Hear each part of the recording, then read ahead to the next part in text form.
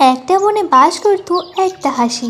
হাসি কিছুদিন হলো দুটো ডিম পেড়েছে, তাই হাসি সারাক্ষণ ডিম দুটোর সাথে সময় কাটাতো। ওই বনে থাকতো একটা দুষ্টু শিয়াল। সে ক্ষুধার জ্বালায় বনে ঘুরে বেড়াচ্ছিল।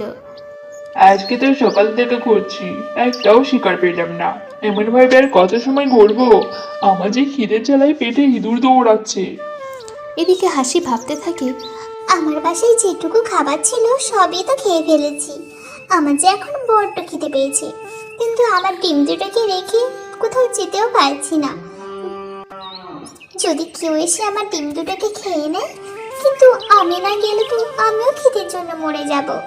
তার থেকে বরং আমি তাড়াতাড়ি যাই, তাড়াতাড়ি আবার আমার বাসায় ফিরে আসবো। এই বলে হাসি চলে যায়। ওইদিকে শিয়াল ঘুরতে ঘুরতে ওই পুকুরে পাড়ে চলে আসে। আজকে তো কপালে কিছুই জুটলো না, বরং একটু পানি খেয়েই আজকের দিনটা চালিয়ে দিই। এই বলে শিয়াল পানির কাছে যায় আর দেখে একটা বাসায় দুটো ডিম। আরে, এ তো মেঘনা চাইতে বৃষ্টি।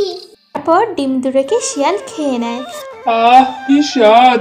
ডিম দুটো খেয়ে আমার জান মন সব জুড়িয়ে গেল। এই বলে শিয়াল চলে যায়। বন্ধুরা, এই গল্পের দ্বিতীয় পার্ট খুব তাড়াতাড়ি আসতে চলেছে। ততক্ষণ ভিডিওটা একটা লাইক করে চ্যানেলটা সাবস্ক্রাইব করে দাও।